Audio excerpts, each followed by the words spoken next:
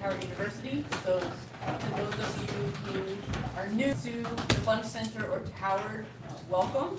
To students, welcome to the Bunch Center. I'm really happy tonight to be able to host you all here, and I'm grateful to DaQuan Lawrence for really pulling this all together, and to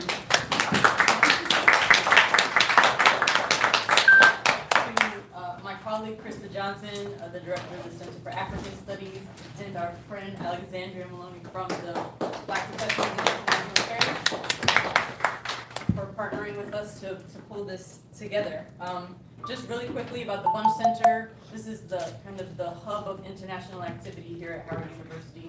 We administer most of the study abroad for Howard University students. We administer fellowship programs for everyone, for fellowships with the U.S. Department of State and U.S. Agency for International Development and the U.S. Department of Agriculture. All efforts to diversify the foreign service of those agencies, all of those things are administered from here. And then we also have the pleasure to put together programming like this.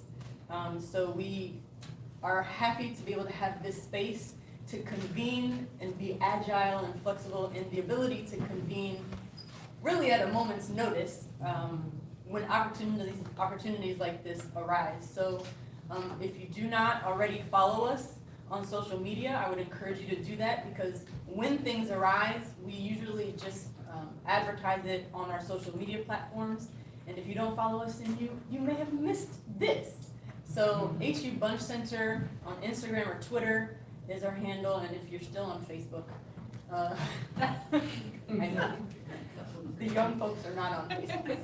If you are still on Facebook, we also have a Facebook page. The whole name of the center, Howard University. With that, I'm going to stop talking. Mr. Bobi Wine, thank you so much for being here. It's a pleasure to have you. Welcome to Howard University. Look forward to this conversation. And DaQuan, I will turn it over to you. Thank you.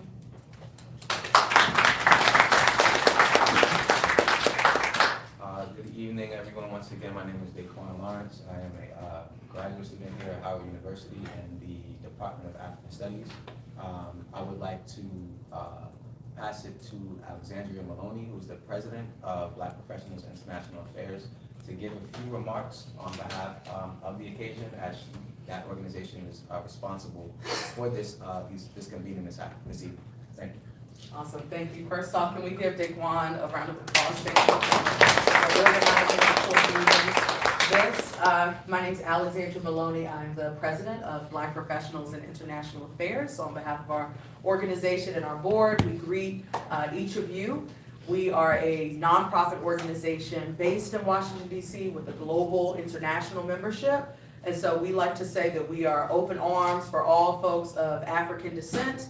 We have a membership of about 400 to 500 members right now, and our full online reach is at about 10,000, 10 to 12,000 right now. So our mission is to increasing the presence of African Americans and those of African descent in the international affairs field at large, through politics, through business, through entrepreneurship. And so on behalf of DPIA, Bobi, we welcome you here at Howard University. We support you, we uplift you. We look forward to this being a starting point about how we can continue to build together and support. That began with the convening of the State of the Black World Conference last week, and here we are today continuing this work. So with that, DaQuan, I'll pass it back to you, and Bobi, thank you so much for being here.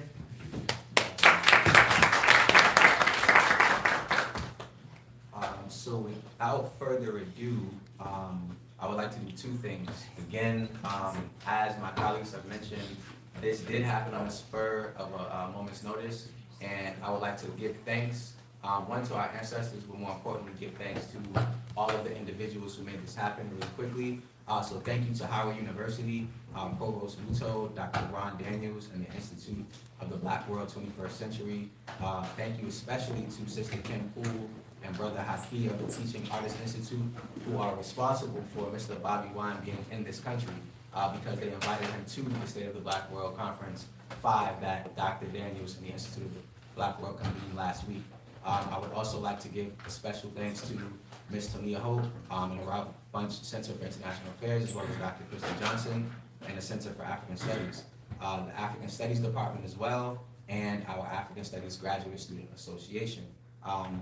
In addition to the Fine Arts Department, as Mr. Bobi Wine is a musical artist, so we will be touching base on several aspects of his career. Lastly, I would like to especially thank all of the Howard professors who are engaged in world-class work and the Howard students who change the world every day. Again, this occasion is really second to none, and this is a once-in-a-lifetime experience because of who Mr. Wine is, but also because of what Howard University represents. So I would like to now segue into the occasion, just to introduce the Mr. Bobi Wine. Robert Kyagulanyi Ssentamu Wine is a Ugandan politician, singer, actor, and businessman. Bobi Wine was born on February 12, 1982 in Nkozi, Uganda. He grew up in the Kamwekya slums in the northeast part of Kampala, Uganda. Bobi Wine entered Makerere University in Kampala, Uganda, where he studied music, dance, and drama. He graduated in the early 2000s, 2003 to be specific, and started his musical career in the early 2000s. The main genres of his music include reggae, dancehall, and Afrobeat. Mr. Wine has released more than 70 songs, and he's still producing them. And he also has a film career in Ugandan movies, such as Cleopatra, Kamgire's 2010 drama, Yogera, and he had a lead role in the 2019 film, Satuka. In 2017, Mr. Wine ventured into his political career, where he announced his candidacy for the Ugandan parliament in a by-election for the Kayodondo County East constituency. Mr. Wine won that election by a wide margin, defeating the other two candidates. Afterwards, he soon became the target of the administration of President Museveni. In August of 2018, supporters of the independent candidate for parliament attacked Museveni's convoy in the northern town of Aru. Mr. Wine, an outspoken critic of Museveni, declared on social media that the police at the same time had shot at his vehicle, killing Mr. Wine's driver. Wine then endorsed the candidates against Museveni, and the next day, Mr. Wine was arrested for unlawful possession of firearms and incitement to violence. A Ugandan court dismissed those charges, but on August 23, he was arrested again. In this instance, the Ugandan state prosecution withdrew the charges against him just before his trial began. Mr. Wine was arrested on a third time and then charged with treason, but he was released on bail and traveled to the United States for medical treatment for injuries he allegedly received while in custody. We'll be talking about that later today. In July of 2019, Mr. Wine announced that he would run for president in 2021 general election in Uganda. To promote his presidential bid, he joined the National Unity Platform Party. Mr. Wine faced President Museveni in the 2021 Ugandan general election and lost amid charges of voter tampering on the behalf of Museveni and voter suppression. Despite his loss, Mr. Wine is known as the people's president, and he vowed to remain active in Ugandan politics. Most importantly, if everything hasn't drawn us in already in terms of his career and his life's work, Mr. Wine is a father and a husband to 4 beautiful children. So without further ado, again, can we please welcome Mr. Bobi Wine to Howard University.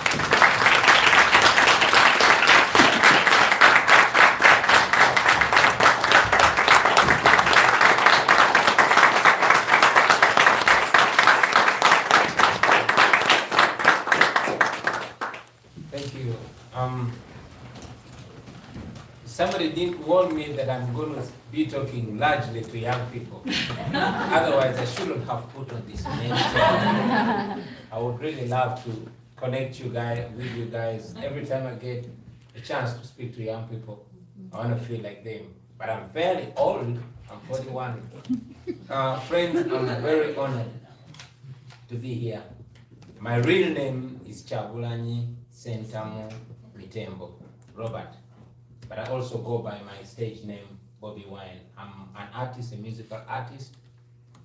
I've been singing since I was 15 in 1996, I started out like any other ghetto child. Going back in my story would take a lot of time, but I just say my father had 34 children and my mother had 9, so I come from a big, beautiful family. However, I grew up with my mother, and my father back in the 70s was a political activist. He fought against the famous or infamous Idi Amin dictator, and my father was a rebel together with the current president, Museveni. And courtesy of the war of liberation, or what it was called then, our family lost everything. That my mother ended up with her 8 children then in the ghettos of Kamwokya. That is where I grew up from. So growing up, I would see beautiful pictures with cars. We didn't have a car then. I grew up in the ghetto. My mother always told us that the reason why we ended up in the ghetto was because of politics. And she warned all of us never to associate with politics. And yes, I listened to my mother. She told us the only way out of poverty was to work hard. I worked so hard. I was lucky that I was a talented artist. So by the age of 23, I was already a popular artist and rich to the extent that at that age, I was the first artist in East Africa to drive a Cadillac Escalade. Not the usual Cadillac Escalade, but with 24-inch spinning wheels. So one time in 2005, when I was coming out of a nightclub, I used to move in waves. I still move in waves, but not like I used to then. So this young man around my age came to me. I mean, all the girls were looking at me. I was the guy. I was a star, and I was driving spinners. So this guy came to me and slapped the hell out of me. I looked at him. I wondered why he was not scared of me, because I was a boxer and I was a bad boy. So when I got out of my car to teach him a lesson, he pulled out a gun, put it on my face and slapped me some more. Now, my mission changed from beating him up to reasoning him out. I was like, man, what the hell are you beating me? What have I done to you? Slapped me the 3rd time and asked me, why are you showing off? Don't you know this country has owners? Slapped me some more. Now, the security of the nightclub came, not to save me, but to plead with this guy. Said, Afande, Afande in our language means officer. Said, Afande, please forgive him. He did not know that you don't show around when the boss is around. So this guy said, okay, move your car out of here. I got back in my car, very cold. I drove, and as I was driving, tears dropped in my eye, and something inside me was saying, you deserved it. You know why I deserved it? For a long time, I had been a music superstar. And back home, when you're a superstar, everybody wants to associate with you. The powerful and the mighty, the military generals, when they want the young girls, they have to associate with you. And I was comfortable with that. I was seeing the injustice. These are guys that grab people's lands. These are guys that will grab any girl he wants from a nightclub, puts her forcefully in her car, you know. And I didn't do anything about it. This time the injustice was done onto me.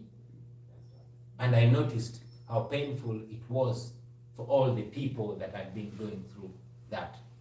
So since then, I said to myself, I'm going to start fighting this injustice. That is when my music transformed from entertainment to edutainment. I started singing about social evils, social injustices, and the like. That took about 10 years. I was singing about the injustices. Yes, I was feeling comfortable. I was feeling satisfied deep inside me that my music had a mission. But still, it was not enough because I couldn't change so much. So, in 2017, after seeing all this injustice, talking about it but nothing changing, I spoke to my friend, my closest friend and singing partner is called Nobian Lee. I told him, man, one time somebody needs to get to that parliament. But that was our usual talk. Now, this one day we were coming from the countryside, from a concert, and we were driving. Back home, when there's a headline in the newspaper, they hang the headline, say New Vision or Monitor, and then there's a headline. So we saw the headline together. Chadondo East MP loses seat. Turned to each other. He was thinking what I was thinking, and I was thinking what he was thinking. We said it together. Let's do it. Long story short, I ran for that seat. When I ran for that seat, I was running against a government candidate and a main opposition candidate. Now, I was not a politician, I was just an artist. But I said, I want to go to the parliament and articulate these issues that I've been singing about. Long story short, I won that election with 80% of the vote, and I became a member of parliament. When I got to the parliament, I found that at that particular time, General Museveni, who had been in power for 35 years, for close to 35 years, wanted to change the constitution. Now, I'll take you back a little bit. Uganda, where I come from, is a beautiful country. In my view, the most beautiful country in the world. That is where the great River Nile begins. In Uganda, you can have all the seasons in the year in one day. That's how beautiful it is. However, that country has been under the military grip of General Museveni since 1986. I was 4 years. So when I went to parliament, General Museveni, who had been changing the constitution every time, it blocks him from running again. Because this is a guy that has kept himself in power by force, but manipulating the constitution every time it blocks him. In 2005, he changed the constitution to remove term limits, and it became open. However, there was a provision of the age limit where nobody could run for presidency when they are above the age of 75. So General Museveni was 74 and a half. Officially, although my father, who died 7 years ago at 74, told me that he's much younger than him. So when I went to parliament, General Museveni wanted to change the constitution, and he needed to use the parliament. I went there, and my main mission was to block that. So I mobilized members of parliament. I took charge of the parliament, bad boy style. I convinced everybody, and because I was a popular artist, and I quickly became friends with every member of parliament, and the population was strongly against the change of the constitution, because that was the only opportunity Uganda had to have a peaceful transfer of power from one leader to another.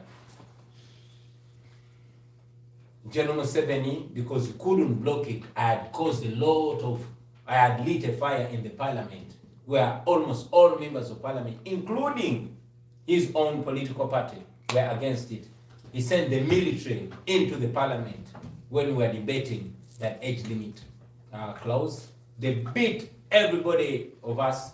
Many of the members of parliament were crippled. One Honorable Nambozi is actually in New York for treatment. Since then, we were incarcerated, money exchanged hands, intimidation was the order of the day. The military took over the parliament, and the constitution was amended to remove age limits.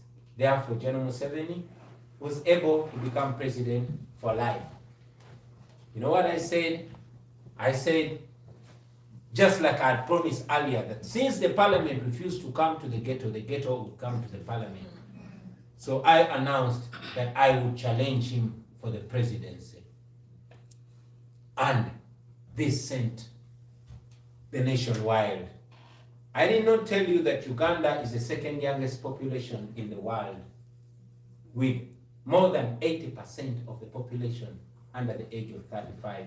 Therefore, more than 80% of the population have never seen another president in their life, including me, because he came to power when I was only 4 years.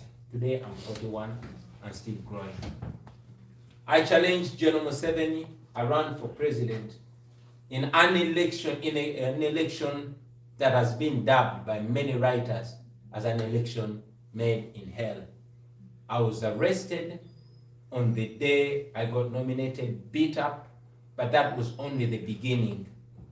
I had to campaign while putting on a bulletproof vest and a ballistic helmet all through. My driver was shot and killed. Many of my friends were killed, but particularly on the 19th and 18th of November 2020, more than 300 of my supporters were shot down and killed on the street. You know why? Because I was arrested from a campaign and they protested peacefully with placards.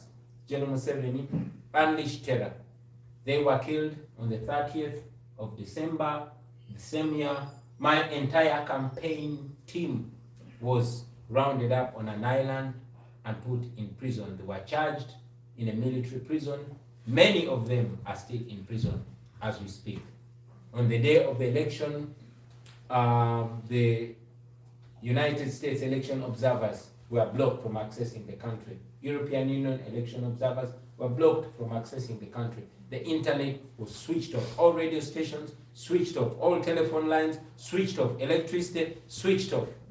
And General Museveni announced himself winner.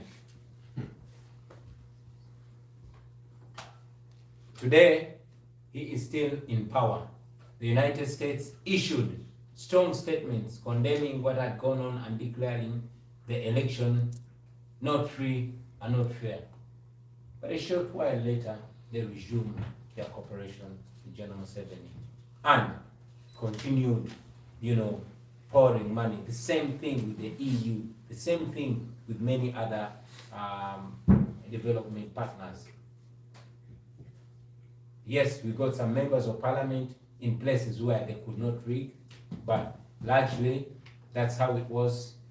I was put under house arrest for the next 11 days together with my wife. We were not allowed to get out of the house. We had to survive on the food that we had shipped, that we had shopped much earlier. Lucky enough, I had sent my children out of the country, and after that, the doors were open, and that is how it goes. Right now, as we speak, the crackdown continues.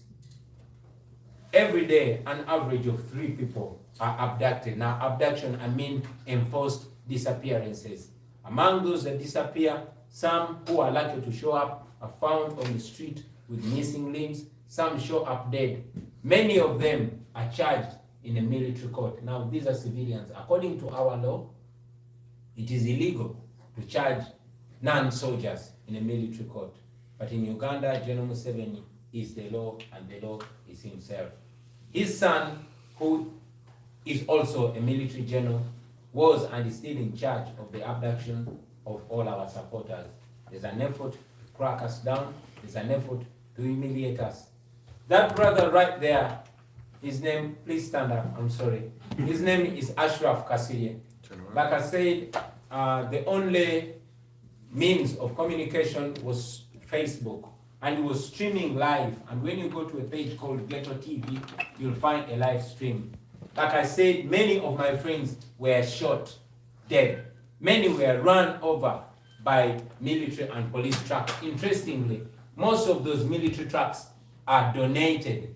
And one of the trucks that ran over my sister called Nabukenya, Rita Nabukenya, was written on Danish Aid. Now, kindly put up your helmet for a minute. I was targeted. I was moving on the car, waving to people because I was not allowed to talk to him. I was targeted by a police officer, and when the car hit a pothole, it moved. The projectile didn't get me, it got him on the head. I saw his brain. Thank goodness he survived, but we sneaked him out of the country for treatment. But again, he's wanted because he's leaving evidence of the brutality. That's why we cannot risk to have him back in the country. I have a semblance of safety because being a popular artist, there's so much media attention on me. So while everybody around me is being picked up, I'm left alone. And they're being picked up as a message to all these my friends saying, yo, stop associating with that guy because he is safe, but you're not safe. There's a narrative out there that, just like all dictators in Africa and all over the world, anybody that threatens their power is branded an agent of the West or an agent of homosexuals. That is what they call me. General Museveni calls me an agent of the West. But while he calls me an agent of the West, he is busy mortgaging the resources of our country. Today, Total Energies from France is the chief owner, if you want, of the pipeline that is going to ship our oil through Tanzania.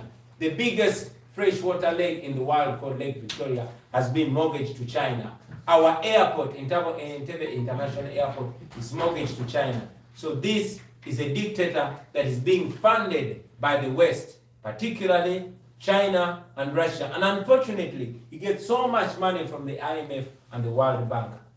He gets this money in the name of us, our children, and our children's children. The collateral are the resources of our country, which, according to the projection, we can only pay those debts in 95 years. While that is the case, the poverty levels are high. The unemployment levels among the young people are 80%. The country continues to grapple under the yoke of dictatorship. My effort and why I'm here is to make sure that as long as I live, I shine a light on that injustice, because I believe that slavery could not end if it was not exposed. I believe that colonialism would not end if it was not exposed. I'm trying as much as possible to shine a light and at least cause these nations, these powerful nations, to feel ashamed of their support and association with dictatorial tendencies back in Africa, because they are responsible. I believe because Uganda is a country that depends largely on foreign aid. If there is a cut in foreign aid, I believe General Museveni can stop oppressing the people of Uganda. As I conclude, I will mention that in 2014, there was the anti-gay bill that was passed in Uganda. But the international community was so outraged and aid was cut. And guess what? General Museveni rescinded it. So if when the rights of the minorities are abused and the West gets angry, General Museveni changes it. How about when the rights of the majority are being abused? We believe that all rights should be respected the same, because while the minority should have their rights, the majority should also have the right to life. As we speak, 3 days ago, one female member of parliament was raided because she was organizing a Women's Day function in our constituency. Now, this is a member of parliament coming from my party. She was arrested by men, beaten up, and up to now, she's in hospital. Now, that's not the main story. What is the main story? Today, this morning, not last week, not yesterday, but today, female members of parliament held placards to protest, calling for the government to respect women's rights. If you go on Twitter in Uganda, you would see what the police and the military did to women members of parliament. Beat them, strip them naked, as if to send a message that nobody tells General Museveni what to do about rights. So, as I could go on and on and on about Uganda, but I want to make this interactive. I'm sorry if I make you depressed, but I'm doing what I'm doing because I'm projecting the voice of 45 million Ugandans out there.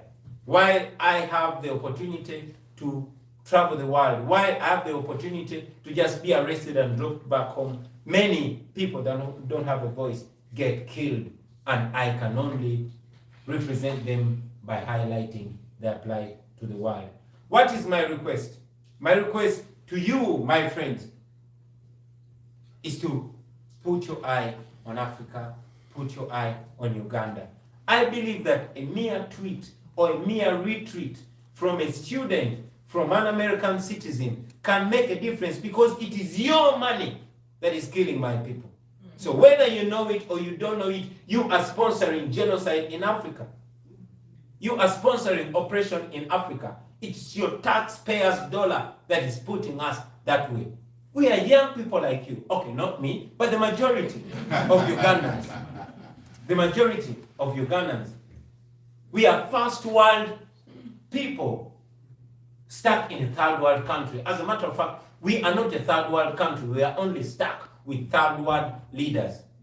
I believe that if the world amplifies our plight, we can have a difference. We don't want to be suffering in the dark. Thank you very much for listening to me, ladies and gentlemen.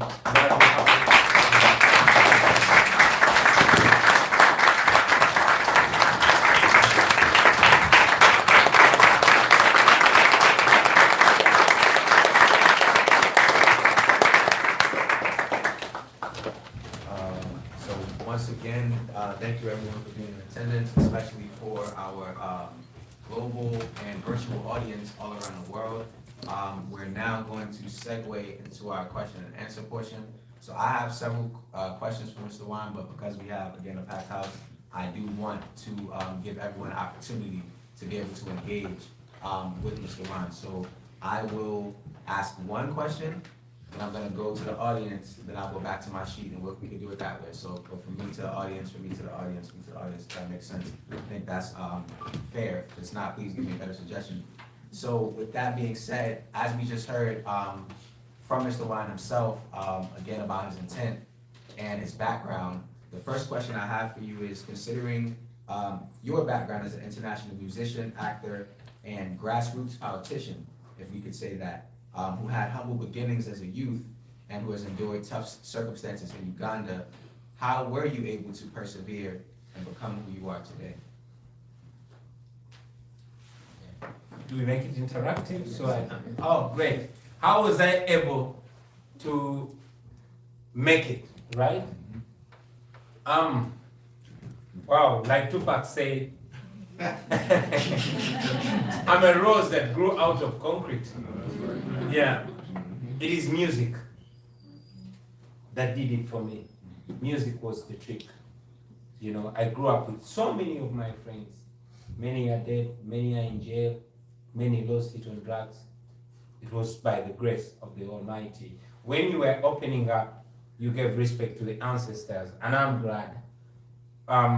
Maybe there was a reason. Maybe the Almighty and the ancestors saved me and uplifted me to make a difference. I cannot honestly put a finger on anything that I did different, because I grew up as crazy as any other young man. But somehow the music got me out of the ghetto, and after living a crazy life, I noticed that so many people follow me, and then slowly but surely I transformed myself from a crazy young man to a decent man. And I'm still transforming myself. I'm gonna get better than that. Thank you.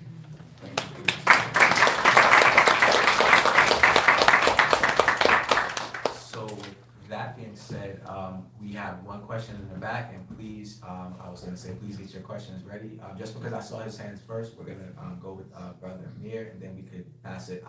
I'll defer to the audience. I think that's more important. Great, two-part question. The first part is, coalition building in the Ugandan context to remove or to change leadership democratically from the current president. Can you offer some of the leaders in Uganda, like Olara Otunnu or any others who have also fought alongside with your father in terms of the change to Museveni? Those that have been in the battlefield alongside you to see the injustices, can you speak to that intergenerational connection? And then also, have you found any support while you're in the States? Because if not, we should maybe talk about that as well in terms of the diaspora. So can you speak to the first part? Thank you. Intergenerational coalitions. Certainly, first of all, I was inspired by Dr. Kizza Besigye.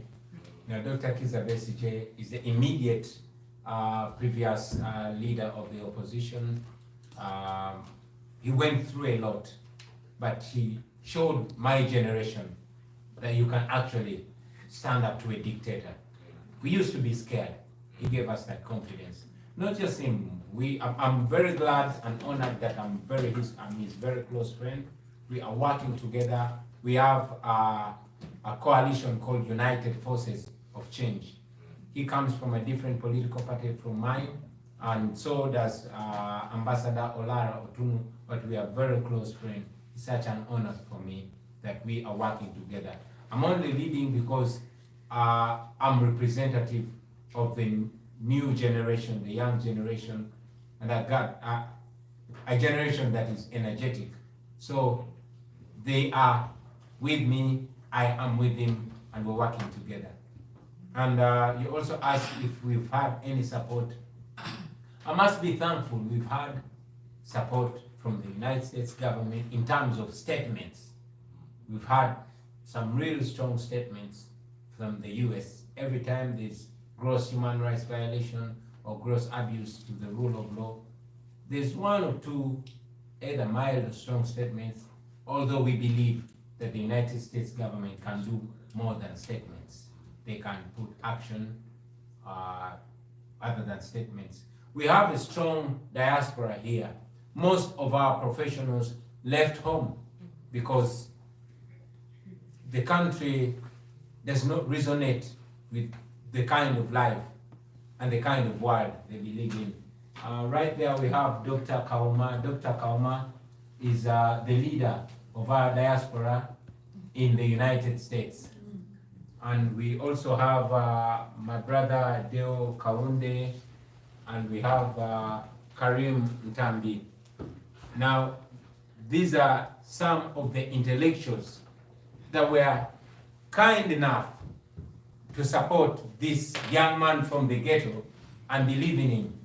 So while I am in many ways the body, they are the brain, and we're working together. So we got support ideologically, which we need, and they are running things in the diaspora where I'm not. Thank you.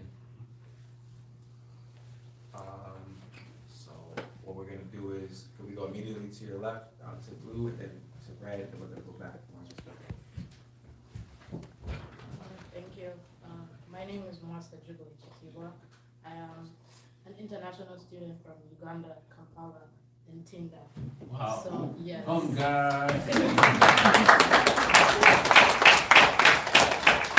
So really just what I wanted to say, I just wanted to say thank you for speaking up for our people when nobody could, when everybody was scared.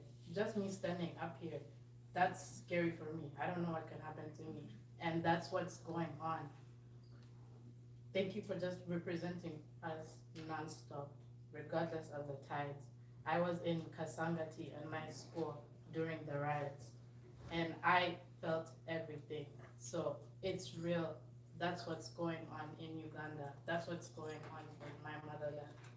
So keep shining the light on what's going on, and as the generation, we'll do something. For real.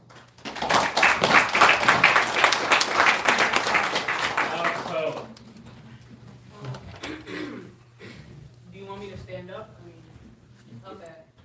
My name is Olivia Nzang. I'm also an international student from Equatorial Guinea. My dad worked for the World Health Organization in Congo, Brazil. Moved here 8 years ago. Yeah. Listening to you speak kind of feels like listening to an older version of myself in some alternate universe, so it's kind of scary, and I'm like shaking almost. But the question that I have for you is, how do you communicate with your people in a way that makes you be understood? And like, how do you overcome fear as a community? And I asked this specifically because you said that you had close to 300 supporters basically be shot, you feel me? And I know that those people knew that that was a possibility that day when they went. And so how do you make it so that they still go? basically. Thank you. Let me stand my sister. First for my sister from Uganda. Thank you very much. Many Ugandans even fear to associate with me. Taking a picture with me is treasonous. I'm an illegal human being in Uganda. So thank you for the strength. I don't take it for granted. Olivia from Equatorial Guinea is asking, how do I communicate?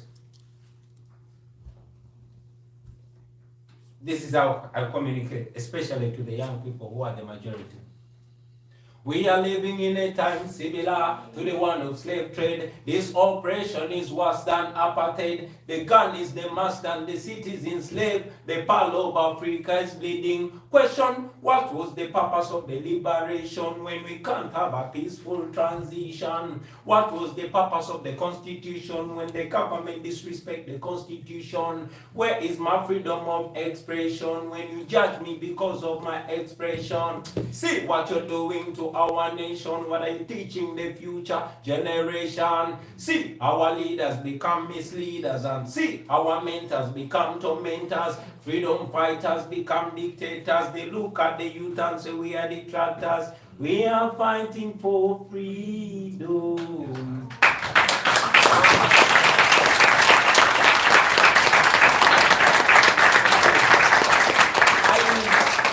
I use music. Music has been magical. And I believe that if it was not music, I would also be history like everybody else. But music has played a very powerful role that the young people get to listen to me, because this that I'm saying, so many people have said, even much more articulate than myself. But it has been cliche. But the music somehow gets through. And in any case, political conversations are not allowed on radio. You know, you cannot go on radio and give a political speech. But when I get a beat and do a song and send it on YouTube and spread it on WhatsApp, before long, all people get the message. So that is our most effective means of communication. How do we overcome the fear? Man, I don't know. I don't know, but we just look back at the people that have been where we are. I mean, Mandela taught us that bravery is not the absence of fear, but it's the ability to overcome that fear. So we try to overcome that fear. We've not yet overcome it. Man, we get scared sometimes. It's scary. But, I mean, we just do it anyway. So I can't really tell you, I have no blueprint on how to be brave, because I'm not brave myself. I'm just desperate.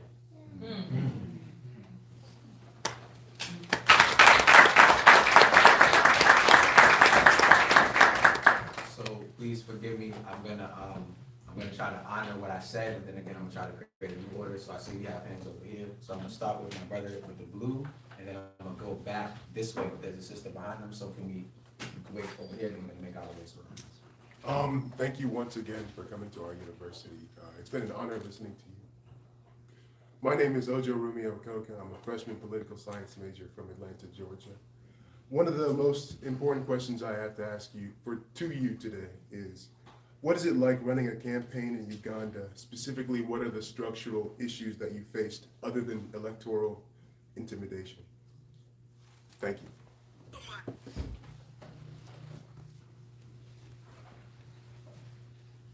What is it like to run a campaign in Uganda? I'm looking for a decent word, a less scary word. I can only say it is hell. It's crazy. It is dangerous. But it's as exciting as dangerous. Because much as people get killed every time I step on the road, young people come in droves. So it's exciting. It creates so much hope, but it's dangerous. It's crazy. I don't know how to explain it, but I mean, that I told you the circumstances, you can only imagine. Yeah.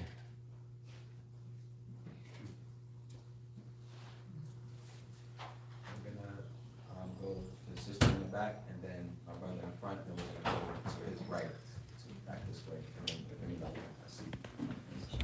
Good evening, I'm Pauline Melvin, I'm an African American, based from Atlanta, Georgia, currently with USAID, possible PhD student at HU, so HU, thank you so much for facilitating this, especially future Dr. Lawrence, thank you, DaQuan.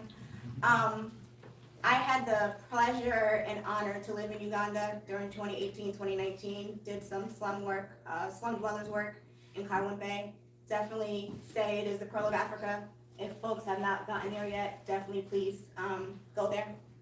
The question that I have is pretty straightforward, but it can be a very complex answer, especially with you sharing the traumatic experiences that you had in 2018 and 2019. What are your plans in 2026?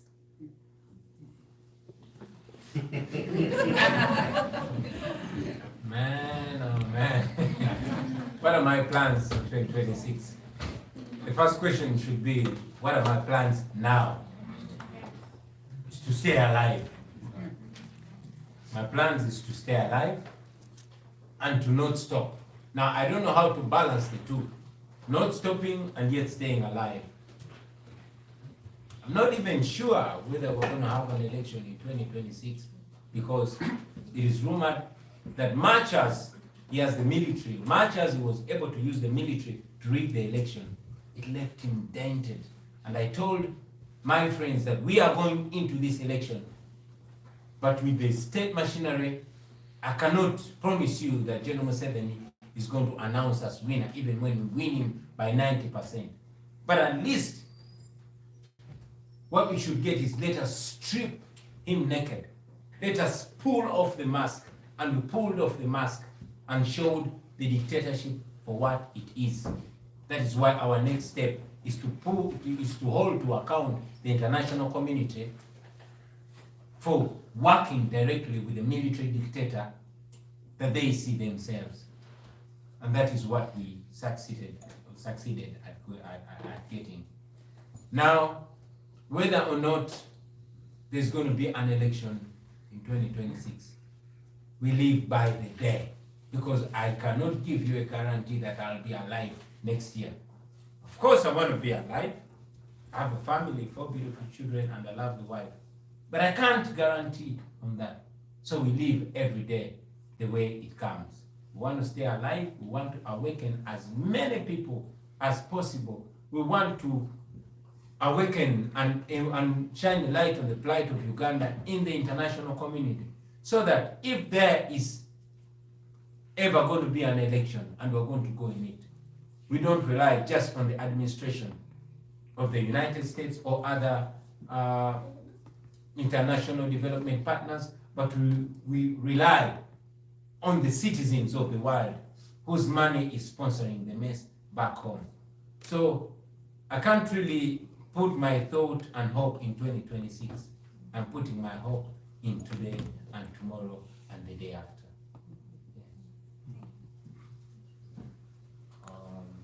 So we're gonna start with my brother here, and then I saw some hands this way, and I know that there's hands behind me, so we're gonna try to make it a circle. All right, thank you very much. My name is Emmanuel Adu. I'm from Ghana, and as I had shared earlier, I received the notice last night that you're in town, and my people insisted that I come and see you. And so mine is more so of a statement than a question, and that is to show our solidarity with you, you know, with the work, what you're doing. We see it, we feel it, we know the realities of the thing that you're going through, and what you're doing, you know, it reminds me of something you said when I spoke to you earlier, you know, about Nkrumah. There's this statement of winds of change. And what you have started is the winds of change that is going to be blowing across Africa. Because we've seen it in Nigeria, we've seen it in other parts of Africa, and even in Ghana, that we have our own issues which have been bubbled up to where you are now, but the wind is blowing is what I'm trying to say.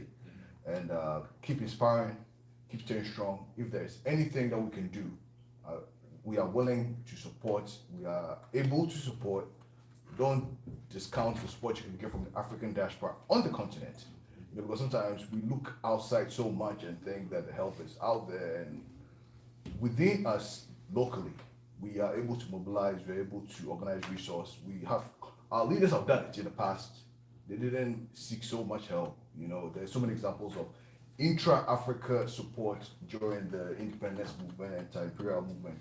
And so lean on us and whatever we can do to help and push this forward. Like you said, one day at a time. So whatever we can do to help move it one day to the next day, we are here to support, especially your great supporters in Ghana. So Thank you. Yeah.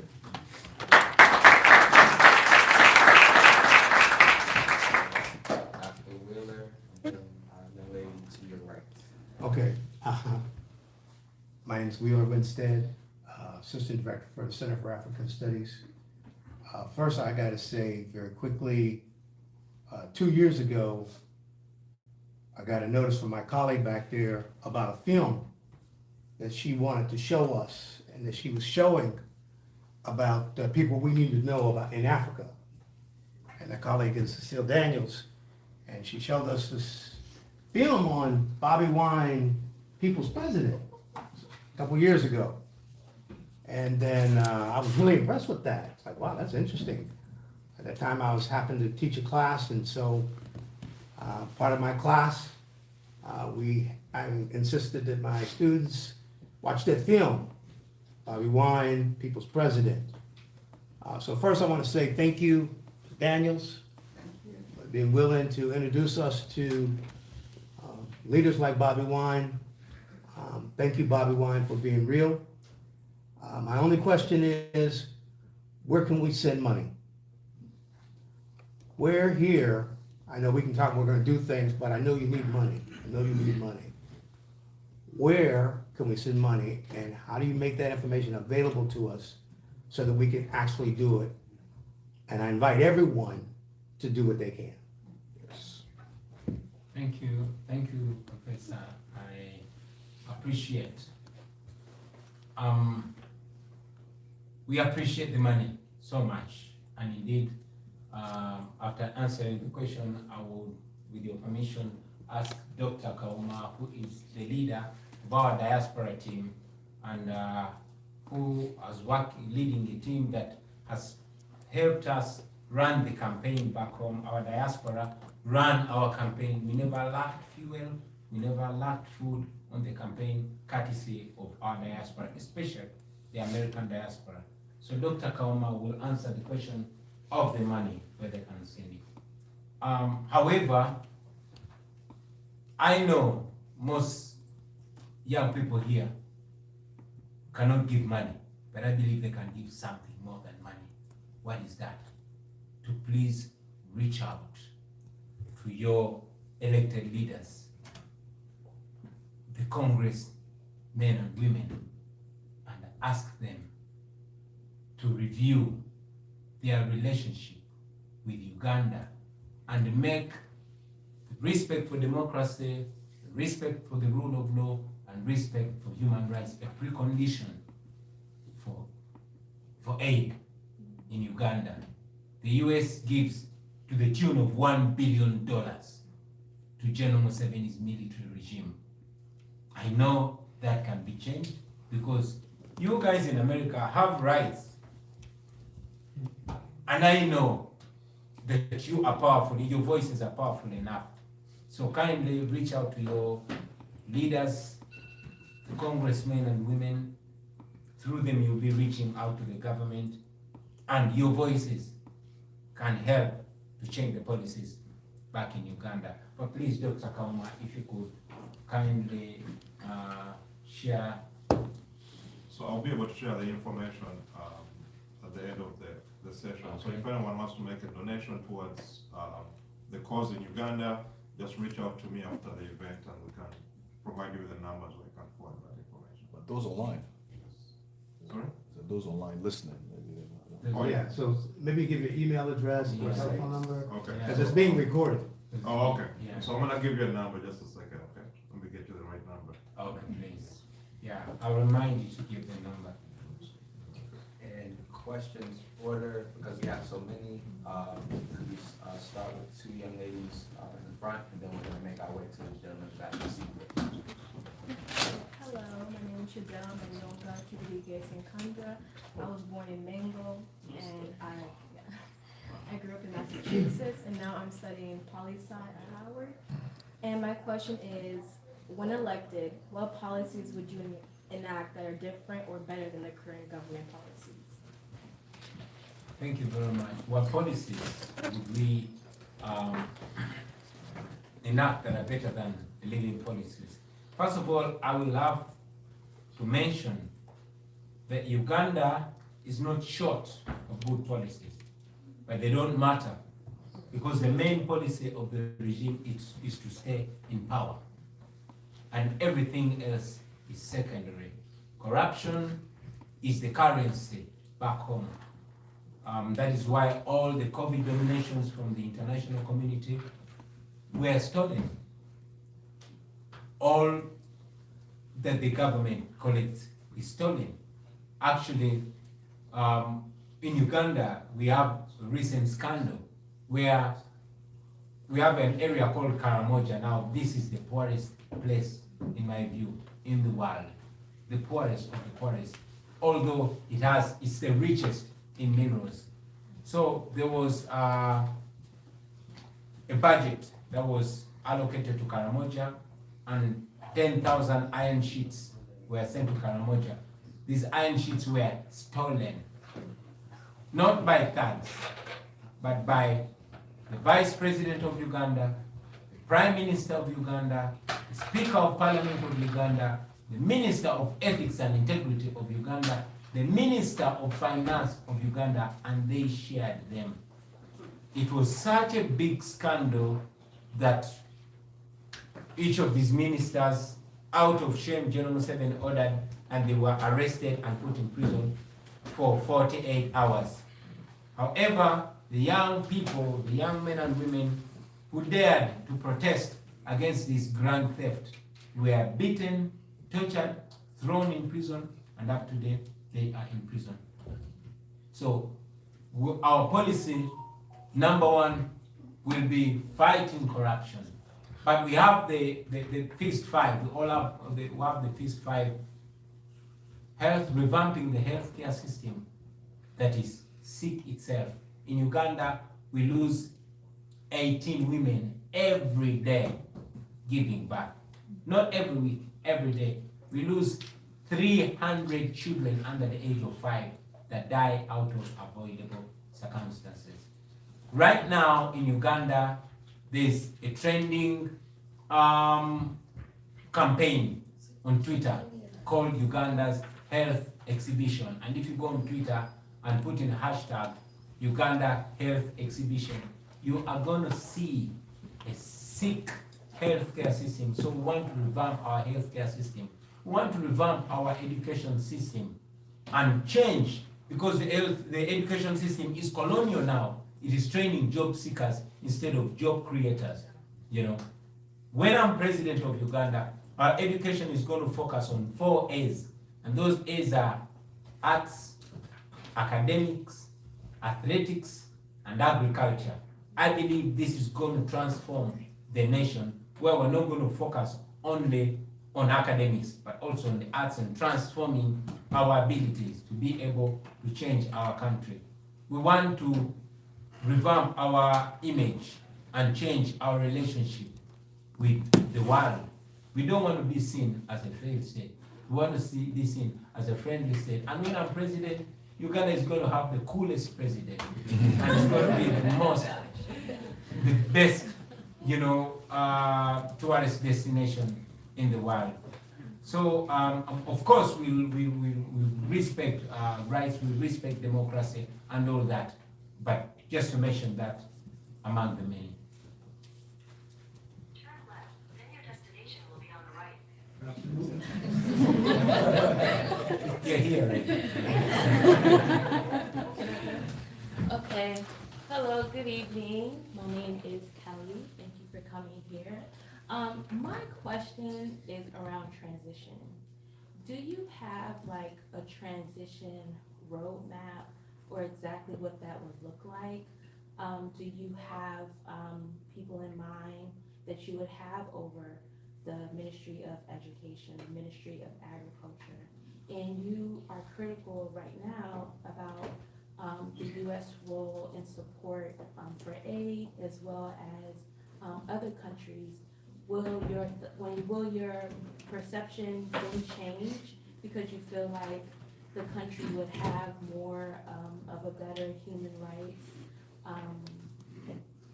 I guess, like example within the country? So I hope that this makes sense.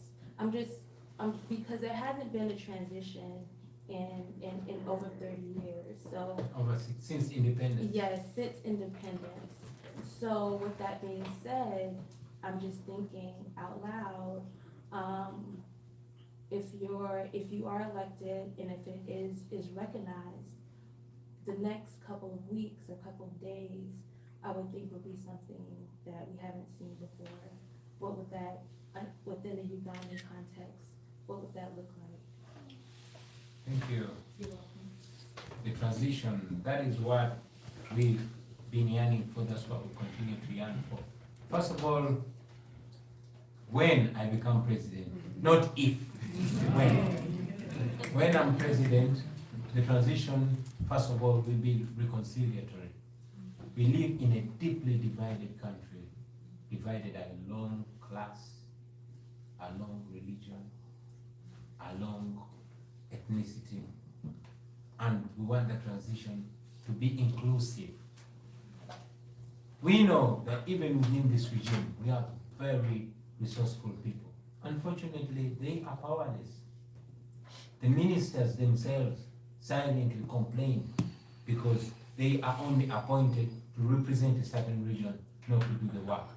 But also, I must mention that most of our talented, educated, and knowledgeable people have had to leave the country because of hostile economic and political conditions, and also because they don't have opportunity.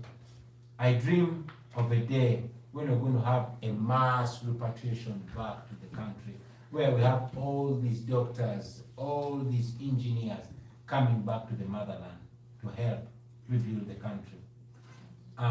That transition, first of all, is going to disempower the president so much. I will be the first president that is not all powerful, because we want to return power in the institutions. What General 7 did is to disempower the institutions. We want to empower the institutions so that they work beyond human weakness and human greed. We want to have an inclusive, leadership, and of course, an all-reaching leadership. So our transition, we hope to make it friendly, smooth, and reconciliatory. So the young man in the front, and then the young man in the back. Uganda. So I just wanted to first of all acknowledge when you talked about edutainment. One of my favorite songs from you is actually, I think I don't know the name of the song. It might be called Money, but it's Money Makes Man Mad. Yeah. Mr. Money. And there's a line where you said you were arrested and you gave the first bribe. He looked at you. You gave the second one. He looked at you. Then you gave the 30,000. He looked up, looked at the bribe, and then he let you go. So that's just to show how our country works even till now, whereby that culture of corruption is deep lying. But my question to you today, and also you spoke about professionals leaving Uganda. I was born in Mulago, but unfortunately I was one of the people who my parents decided the ideals at the time. My dad used to work for Action Aid in Uganda, and his office was actually raided the year we left. And I remember I was in P3 when we were going back home, and the only reason we weren't killed in the car was because Action Aid had projects in the slums. That's the only reason why they didn't hit that pickup that we were in that day. So just rounding back again, my question to you is, throughout the election process, there were claims about your credibility in terms of there were people who still saw you as the ghetto president, then we are, the Rasta. So how have you sort of combated that people, coming for your credibility? Because, for example, for people like Besigye who had been in power, like, in terms of throughout time, how would you combat that, those feelings from older people? Because as you said, you appeal to the youth, but for example, like my parents, and how would you appeal to people who are over 50 who still see you as the ghetto president? Thank you very much. That's true. I'm a ghetto boy and I've never disassociated myself with the same. That has earned me so much support of the downtrodden, and it has earned me criticism for being who I am and belonging there. Because in our country, many believe that politics is for a certain class. I've been able to combat that by associating with the knowledgeable and the elderly. I'm surrounded by professionals and knowledgeable people and elderly people. So anybody that questions my ability to lead, anybody that questions my experience, I point at the elders near me. For example, my deputy president in charge of Northern Uganda is a doctor, Dr. Dina Zedriga, and she's 61 years old. My deputy president in charge of Western Uganda is Dr. Jolly Mujisha. She's 60 years old. My deputy president in charge of Eastern Uganda is Honorable John Baptist Nambeshi. He's also in his 60s and he's an engineer. And the same with Honorable Mpuga. So I surround myself with intellectuals, decent intellectuals, and I also associate so much with the elderly. An example is Ambassador Olarutumu and the rest. So that alone answers the questions. And of course, that narrative is largely pushed by the regime. It is not as strong as the message of freedom that I preach. So the message that we preach is stronger than the criticism, and that ticks the box. Next one.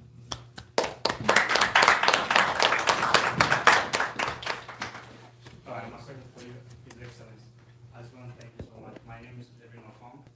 I'm a national student and also a student athlete from Uganda and Brazil. So I just want to thank you for, coming out of the 45 million people who were scared to speak the truth. You came out, you helped us open our eyes to see what people are doing and also speaking the truth, because people are scared to hear the truth. But regardless of the situation, you have to know if you're doing something wrong. But during the course of your campaign, my cousin brother till now is still in jail because he supports you. He was jailed because he belongs to your party. It's so unfortunate. Till now, we've tried to fight with all the people in charge to help my brother get out, but it's unfortunate right now. But regardless of the situation, we keep moving because the way you said it sounds like Kyagulanyi, like you said, we keep moving, and because coming out of Uganda, come here, it's a hard knock life. It's hard, based on the current situation we have back home. But my question for you is, how have you looked back to solving those issues about those youths who are still, who are jailed for no reason because they support you? So how have you solved the situation? Because we know we have so many of them. I'm just speaking on behalf of my brother, but there are so many of them in the country who are still in jail because they support you, but they don't support the government, which is in power. Thank you. First of all, man, I'm sorry that your brother's in jail, just like hundreds of others. It is the hardest thing for me to look in the eyes of the parents or relatives of those that have been killed, that have disappeared, or are in jail. Because there's a narrative that I'm responsible for that. And indeed, even adverts are put on radio. Parents, you see what Bobi Wine is doing to your children? He's causing them to go to jail, as if I'm taking them to commit a crime. It is hard, but it's always soothing to know that people like you are not castigating me for that, because I did not arrest them. General Museveni did. How are we going to make sure they get their freedom? In the meantime, we agitate, we campaign, we move across the world like I am doing to ask for friends of Uganda to help us agitate. We push on social media because now it's even dangerous to campaign on the street. But I'll tell you one thing that gives me hope. The day Idi Amin fell, thousands of political prisoners were freed. So that is the day that I'm working for every day. As soon as the Museveni dictatorship is put to an end, all political prisoners, I'm sure, will be freed. But even before then, I know that if the international community puts enough pressure for those people, they'll be freed. And that is what I'm looking for. That is what we're doing. I don't know what single thing to do to free them, but I know that a combination of various actions will bring to freedom. Will bring the freedom of those our brothers and sisters. So we do everything that we can. And I believe that one day we're going to strike the right chord, which I don't know yet, but we're going to strike the right chord and we'll get their freedom. I see you have 2 questions to the left. Yes, sir. All right. Don't forget the east wing of the room. Thank you, Mr. President. My name is Bobi and I happen to come from Kenya, which is a neighboring country to Uganda. I think you can recognize the name Wekesa, which is both sides of the border. We are one people. I think first my comment, I think you've been quite big on the issue of international global players in enabling dictatorship in Uganda and in Africa more broadly. And I suppose the owners, now that we have a center that studies international relations, diplomacy and so forth, and we are scholars, perhaps the onus is on us to actually produce knowledge to demonstrate how, for example, the Biden administration is enabling Museveni and others. And I think through journal papers, opinion articles, and that kind of thing, scholarly work, to produce something to demonstrate that in support of all this. But my model, and I'll be happy to be involved in that personally. But my question segues on the previous speaker. In a sense, it might be a difficult one, but these accusations, this perception that you are leading young Ugandans into going to jail, being killed and so forth, becomes a moral question. And one can almost suggest from being a devil's advocate and say, look, why don't we just let it be? Let's continue with the Museveni dictatorship, but without deaths, without imprisonment. Let things be. He's actually going to 80, he's going to die. He won't live for another 30 years at least. And I'm sure he will die off and we can go back to a semblance of a country that runs by rules, that is free and open and so forth. Why don't you just let things be? That's a good question. Why don't I just let things be? After all, he might die in his 80s. I'll tell you one thing, that dictators seem as if they are going the next day. But Robert Mugabe of Zimbabwe stayed and stayed and stayed until Zimbabwe had rotten. And indeed, I would let it go. but I would be doing what the generation before me did. I wouldn't be living my comfortable and beautiful, fancy life of an artist to go into politics if the generation before me had changed things. Here I am. And if I don't do it, if I don't do this uncomfortable work, be sure I'm leaving it for my daughter and my son. So I'm doing this because I know every generation has a responsibility to prepare for the next generation. I don't want my children to be born in a country where they don't have the right to think.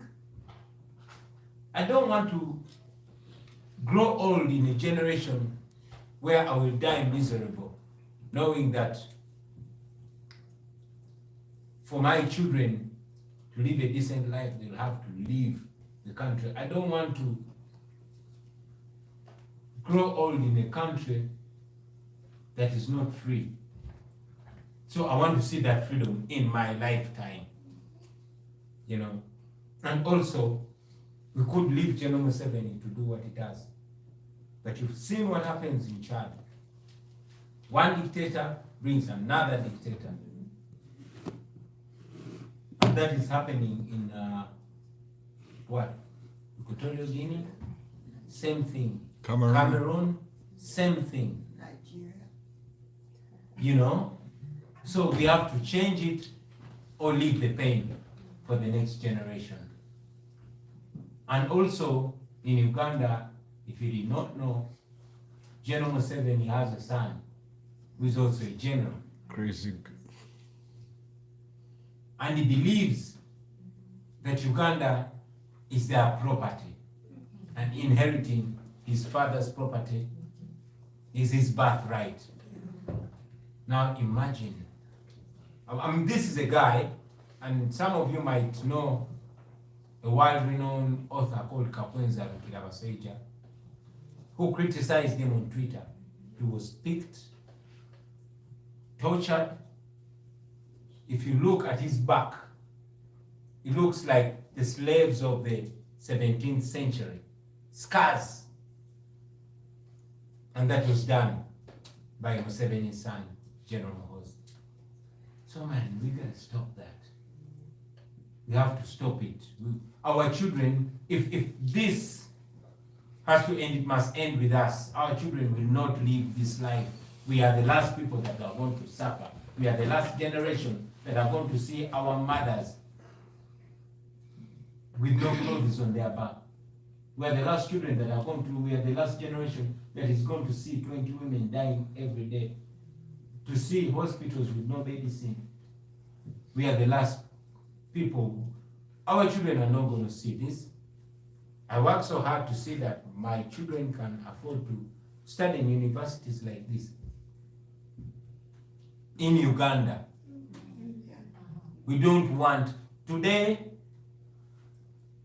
all government officials are treated from abroad. All their children study from abroad. I can afford that. My auntie can't afford that. The rest of my family, my father had 34 children. I am the only one that can afford that. And yet our country is rich. So I want in my lifetime to see my people benefiting from the wealth of their country, because Uganda is rich, but Ugandans are poor. We have to turn that around in this generation, not in the next generation. That's why we don't stop.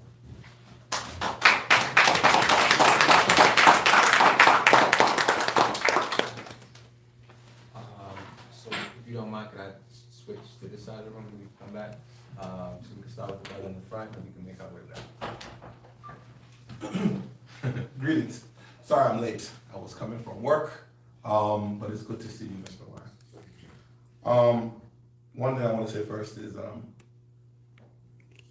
we hope that your children never have to go through this, but we will need them to sustain the change that you're going to bring. That is the truth.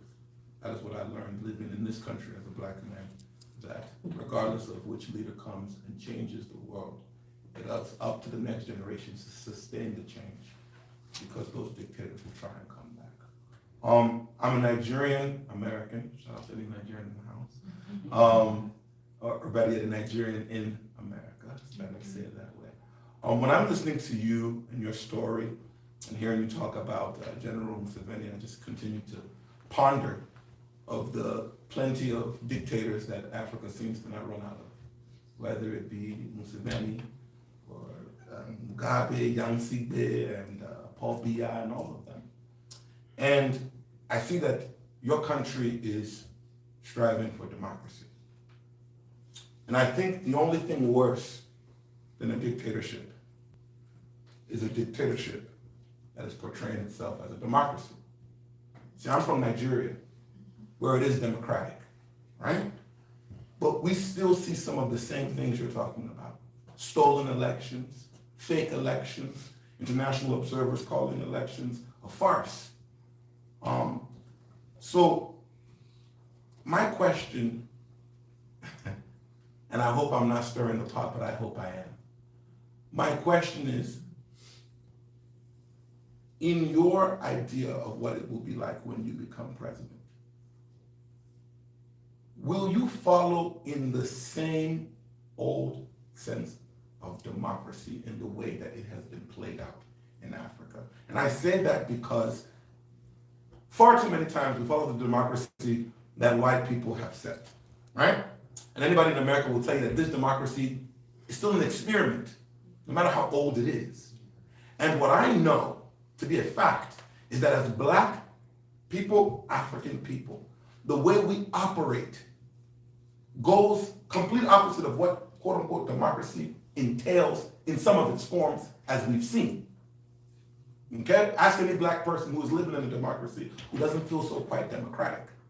So my question is, when you become president, good sir, how will you shape the democracy to make sure that it follows the need of just your people and Africa as a whole, than the nomenclature of what democracy has been sold?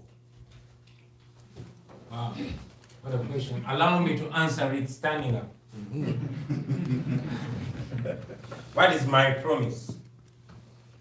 Will I live by the words I'm saying right now? Will I sustain the democracy? First of all, I've said it before and I want to say it again, that it's never been and it should never be about me as an individual. When we were starting out, we started what they call the People Power movement. And our chant was people power, our power. Our power, people power.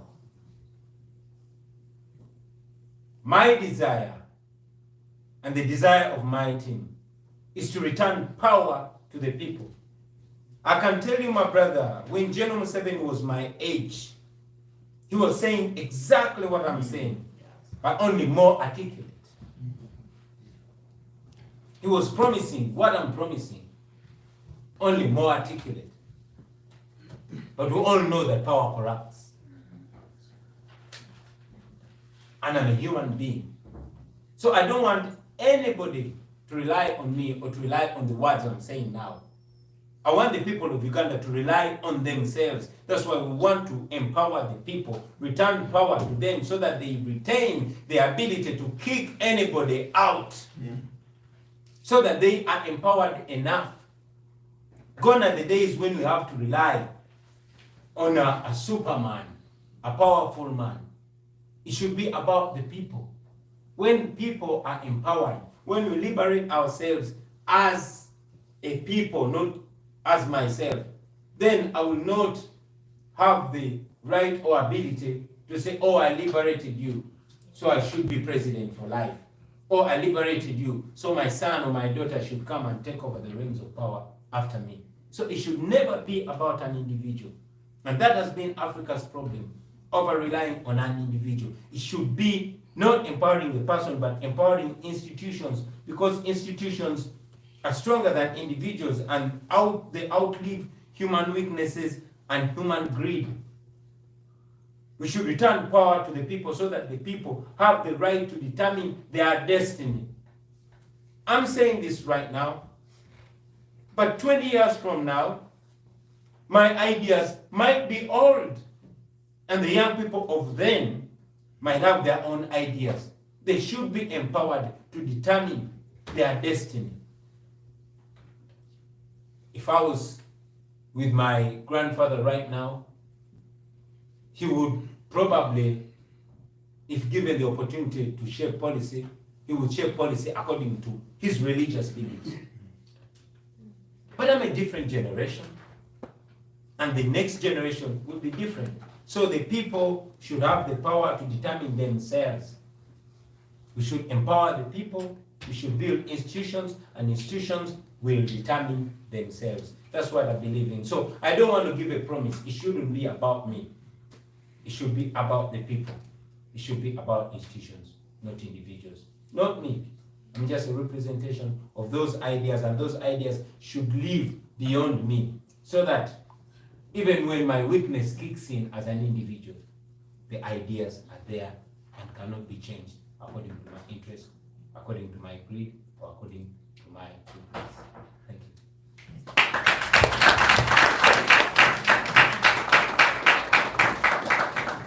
So what I'm going to say is, in the interest of time, we will take, if we could do 2 more questions. Dr. Daniels will definitely like to get you. So the brother, my brother with the hat, I'll do 3 of Dr. Daniels before we conclude with our final speaker, because we have a very special remarks to give.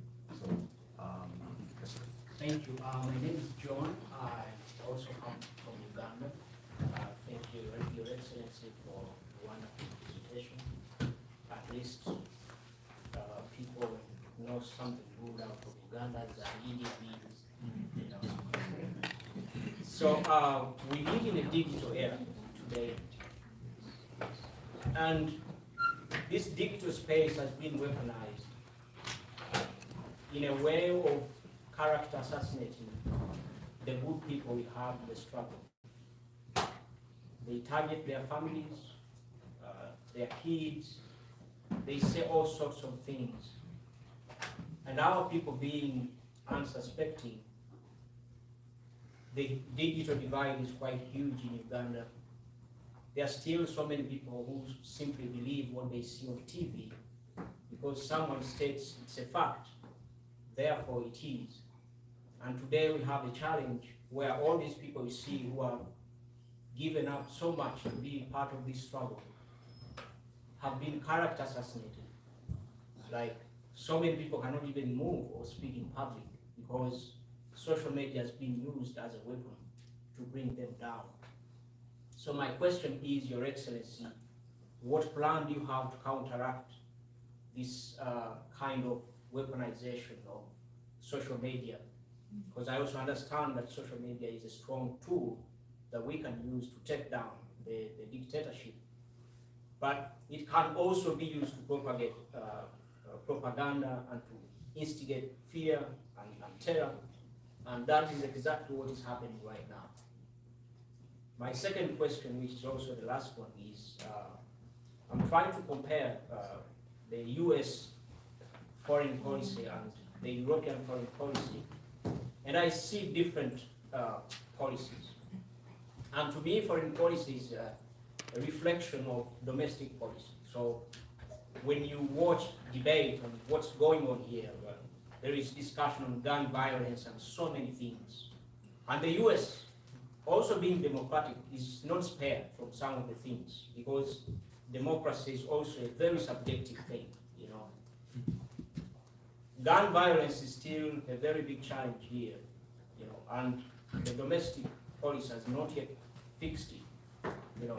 And we have politicians who think that it takes one good man to, I've forgotten the right phrase, but you all know what I'm talking about. And yet, these are the people we run to fix our problems. There are people who have no clue, you know, on how to fix challenges in their own spaces, how to protect young children who are being massacred in schools. These are the people we run to and expect them to fix and I see some similarity in the US foreign policy. So so to say. Because of what is happening in other countries is like a transfer of the domestic policy. And I feel like certain things have to be revised. So, like when you sit down with these people, what message do you have for the designers of this foreign policy that is seeming so flawed in so many respects? The last question, I have only three. It's a very good question. Being an international student, and I know that so many other international students are going through the same challenge. But those of us who come from Uganda, we are only granted a visa, a one-year visa. And regardless of whether you're a PhD student and your PhD is going to take 5 years, you have to go back to Uganda every year to renew your visa. Now imagine all the costs involved and, so I'm just throwing this in there that if you meet some people who can help us amplify the voice of international students, that would be good. Thank you so much. Sorry for the many questions. Thank you. I'll start with the last question about international students and how they can be assisted. That's supposed to be a government policy. The government is supposed to negotiate for its students. Unfortunately, the priority of the government in Uganda are not the Ugandans.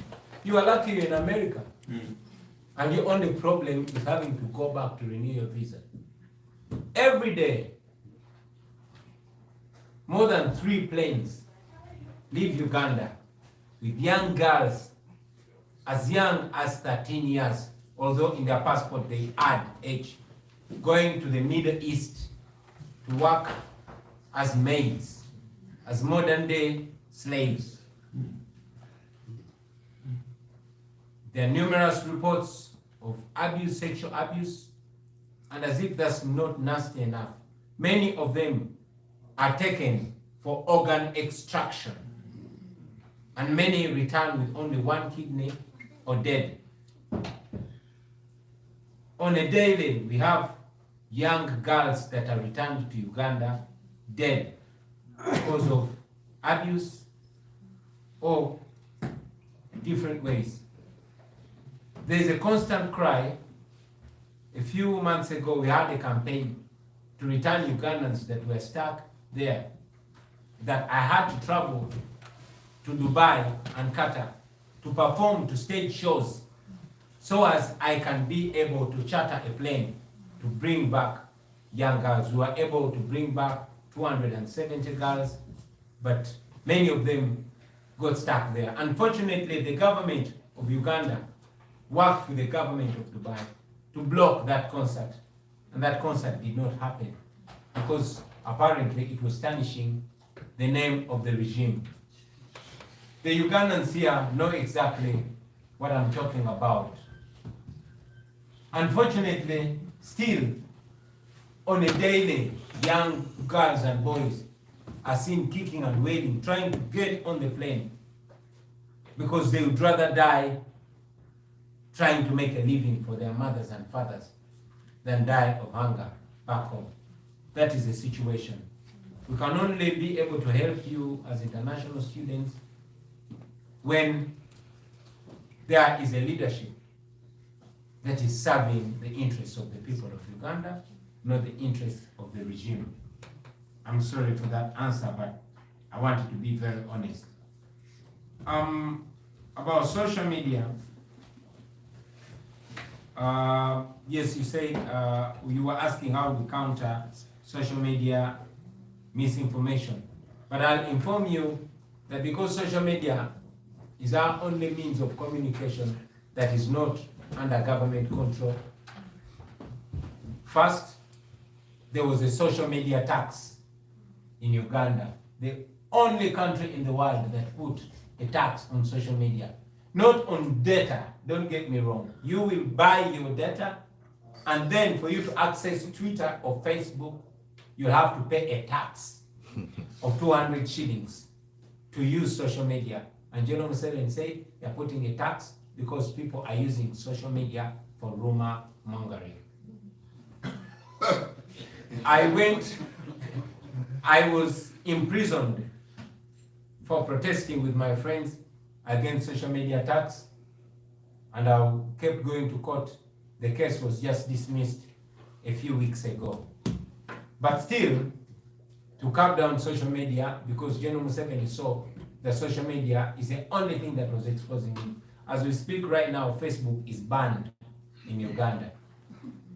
But never mind, we access it, we're smart guys. We use VPN. But Facebook is banned in Uganda. But while Facebook is banned in Uganda, if you go on Facebook and look for a Uganda police Facebook page, you'll find that there's an update of a few hours ago. So the Uganda Communications Commission, the Uganda police and all that communicate on Facebook. And yet the Minister of Information actually came out and announced that anybody that is caught using VPN will be arrested and prosecuted. So that is where we are in Uganda. Still in the same breath, the government spends a lot of money. There's an organization called Government Citizen Interaction Center, GCIC. It's a tall building where young men and women in their hundreds are employed to run multiple fake pages of disinformation to counter the truth. These are the blogs that you're going to find announcing false information about the opposition. They are paid using taxpayers' money. So how do we counter it? We counter lies with the truth. Because we know that while the lies are quick to move around, the truth definitely catches up with them. And we are many, and the truth is stronger. So we counter with the truth. We are many, and we encourage our people to use facts, to put facts out there. And so far, we are winning the information battle. I don't know for how long that's going to be, but for now, we are the guys on top. Yeah. Well, did you have a third question? I only noted two. Maybe I just neglected it. If, in the sake of time, we're gonna go to Dr. Daniels, and then, brother, is it possible, could we wrap up, and then can you ask a question afterward? No problem. Okay, sorry about that. Yeah. So, Dr. Daniels, please. But is there another Ugandan who wants to speak? See, I don't really want to take up, I want those people, those students to get to speak to him. So anyway, Bobi, I don't really have any questions because I'm one of those crazy people who would be up all night following you on your campaign. And so when you were talking about craziness, I don't think people understand. See, I was on my couch looking at you when these, when the people, policemen or people dressed in army suits, wouldn't allow you to use a road because they wanted you to go around some other road. And I saw you going and fighting the man. So I don't know how you could say that you're not strong, you're desperate. But I was always amazed at your courage. Like this thing was just constant, day after day. Every day he went out to campaign, he was up against this kind of firepower, And then the people, one of the things that I observed was the young people, the resilience. They have a lot to teach the rest of Africa. They really do. And because now I've been looking to, right now my focus is on Nigeria and the obedient movement. And so I'm thinking that all of you young people have to find a way to connect and to collaborate because it's the whole of Africa. What's happening in Uganda is not an isolated case. And the young people are ready.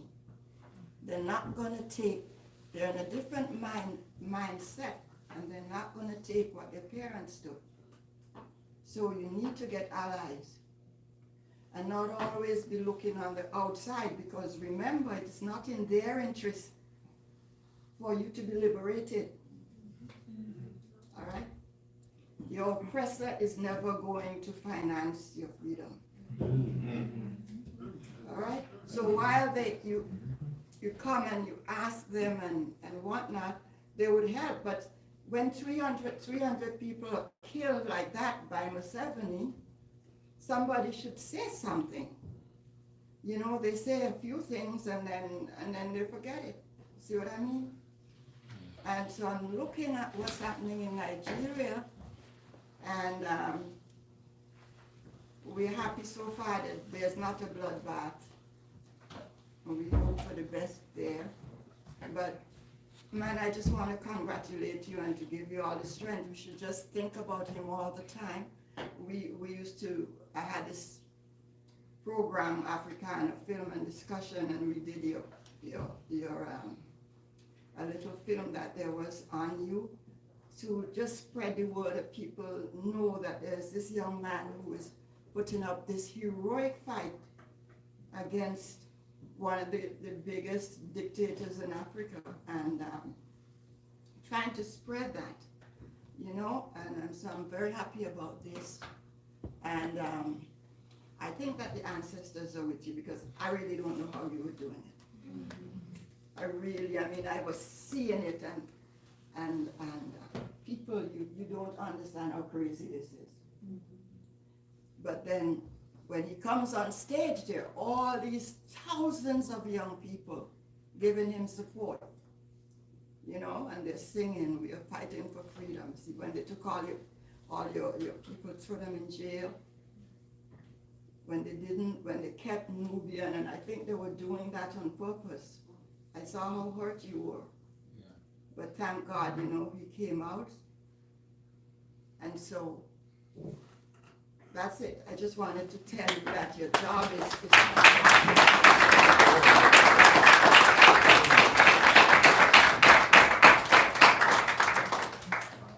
Thank you, Dr. Daniels. I think that was very, I think it was poignant and it was accurate now for the conclusion of this program, because segueing to, I would say, the Pan-African cause of how we're all connected and how what's happening in Uganda is affecting us here.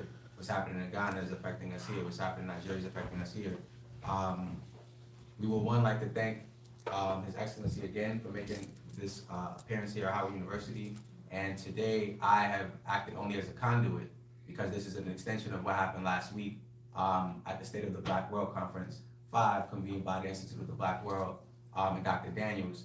And this young lady to my right is actually responsible for His Excellency being in this country, as well as Brother Haki. And I mentioned him at the beginning of this in my remarks in my thank yous. But I wanted to introduce the Miss Kim Poole, who is a soul fusion performing artist and founding fellow of the Teaching Artists Institute, which provides opportunities for artists to learn techniques for social transformation while fostering outlets for socially engaged art. The Teaching Artists Institute operates in the US, Ghana, Liberia, Jamaica, Uganda, Tanzania, and the Gambia.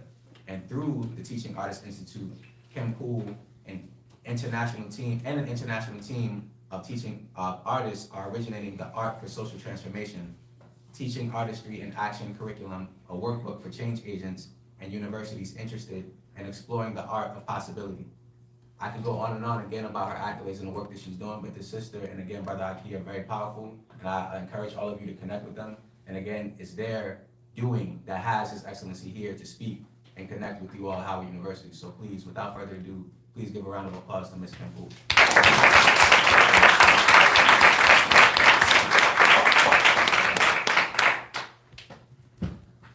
I've been walking with my face held to the sun, weight on my shoulder, a bullet in my gun, and I got eyes in the back of my head, just in case I have to run. I do what I can, where I can,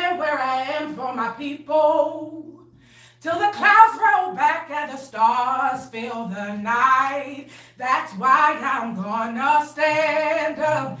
Take my people with me. Together we are going through a brand new home. Far across the river, you see freedom flowing, calling me to take my people home. I can feel it in my bones.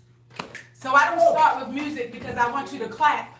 I start with music because it's essential that I bring my culture into the room, that we begin with the vibration that is life. We are the rhythm people. And every institution that we've created has to be deconstructed so that we can build on fertile ground. We have to abolish every institution, every educational, every policy, every leader that believes that we can build healthy in a healthy way and not create the same system all over again if we don't change our mindset, if we don't change our culture. We have to decolonize our education, especially at places right here like Howard University. It's essential that we know the U.S. is not coming to save us. This is a sinking ship, and my tribe here, we know it firsthand because we have been in a sinking ship since they dropped us off on these shores at the bottom of those ships in chains. We have to support Uganda, but ultimately we have to support a borderless Africa. He is the beginning. We can no longer acknowledge the geographical boundaries that were given to us by colonial powers. We have to remember that when we were enslaved mentally and physically here, they were colonized on the continent. And everything that you see is an outgrowth of that colonization and that mindset. And it's essential that here in the diaspora, we build a liberated zone, first and foremost in our minds, so that we can build behind enemy lines and take resources from this system that we gave with our blood, sweat, and tears. Make no mistake about it, every institution in the United States, my people were the first stock on Wall Street. So they're not giving me anything. I'm taking back what I gave, 400 years of free labor. And it's essential that we understand our role. Since you got to pass out of Uganda, you need to know what to do with it. Don't come over here and rebuild the same institution. Don't go back to Uganda and regurgitate what you're reading in these European context structures. I think honestly, what matters most from this conversation is that you ask yourself, what am I going to do about it, right? What institution am I going to build? In my organization, the Teaching Artists Institute, that's the organization that we built. That's the institution that we're building. I'm an artist. And I've always supported Bobi Wine because he started as an artist. You are the civic engagers, but art is not exclusive for just me and Bobi Wine. There is an artist in each one of you. Use your creativity. Tap into that. Don't let them make you believe that creativity and innovation is somehow for what the people at the open mic do. No, I need you to be creative. I need you to tap into your divinity. God spoke and said, let there be life, and created an entire world. You believe that if you're a Christian, but here we are, one way or the other. Having that been said, I want you to understand your power as students. Take your place at the front of this movement.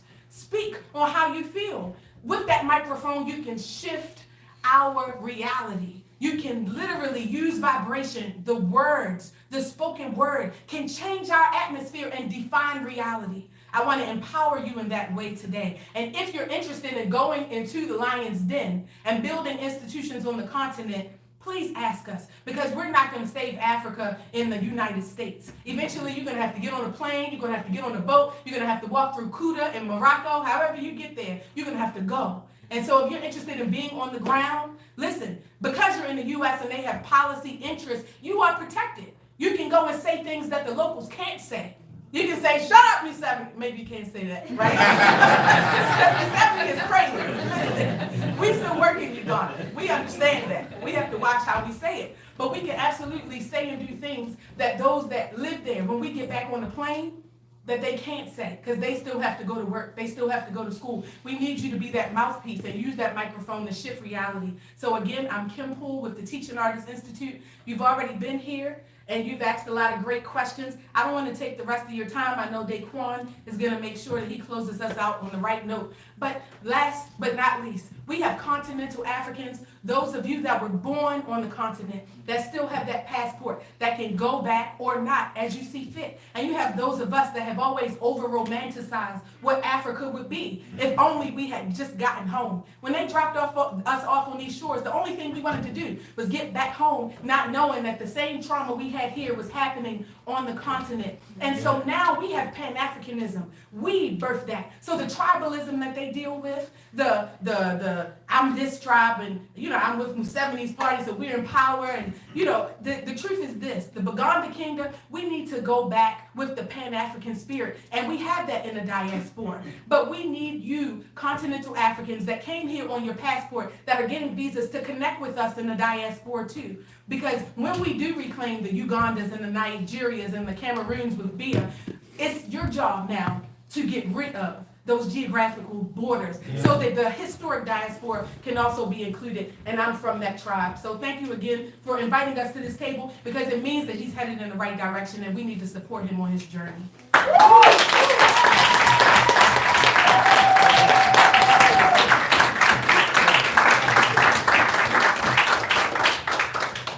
How do you spell your name?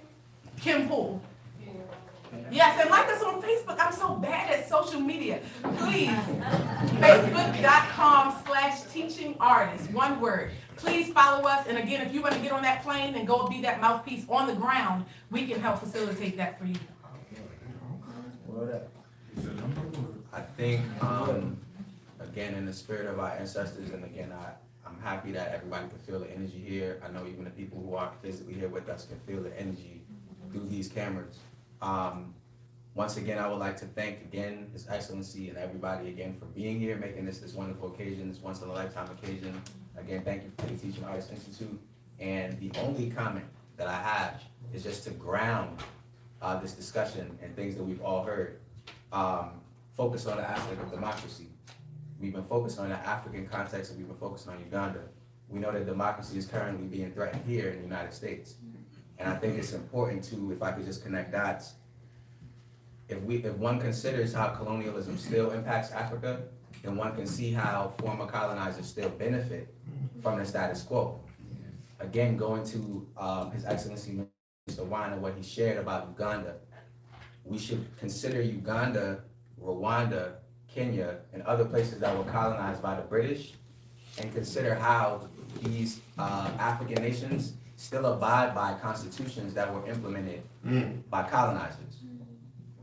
I could go on and on and on, and again, I could stand on a soapbox and talk about what the brother asked about foreign policies that are disadvantageous to Africa, because there are so many. But again, there are different scholars who are working on African constitutionalism. And I only mention that again because we are here at the Mecca. I think it's again incumbent upon us as scholars, as young people, whether we consider ourselves artists, whether we consider ourselves researchers, to again hold these institutions accountable, because there are several double standards and it's really not hard to find if you're being honest with yourself. So once again, thank you all for being here. Thank you, His Excellency, again for making this a monumental occasion. We really hope that you come back, and we count down the days until you do become president of Uganda. And it doesn't take that to happen for us to be connected. So again, once again, I encourage everybody to connect, and thank you for being here. And I'll just close this up.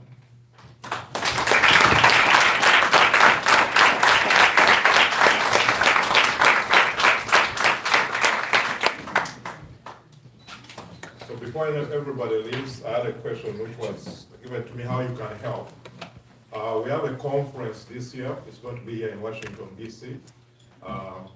Our Excellency Bobi Wine is going to be the chief guest of that event. It's going to be here at the Marriott.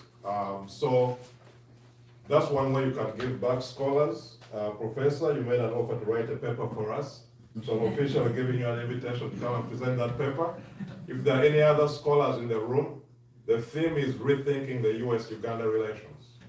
So if you want to write a paper, if you're a student, you want to write a paper and come present at that conference, you're very welcome. Reach out to me. Our email is nupdc2023@gmail.com. Again, nupdc2023@gmail.com. So we like contributions, of course, financially if you can, but also the intellectual discourse. We want to demystify some of these ideas. So if you can contribute a paper towards that conversation, reach out to us. Our website is nupdc2023.com. On that website, you can make a donation towards the cause. We have many charity projects which we're going to be doing, and they're all going to be going through our president in Uganda. So please be part of that conversation. Let's attend the conference if you can. It's going to be on August 11th. I know some of you will be on summer break, I think, before school comes back, so you'll have some time. So come and be part of that. August 11th to 14th, we'll be here in Washington, D.C. Thank you so much. Go make a donation on the page, but most importantly, write those papers and send them to us, or come and present at our conference. Thank you so much.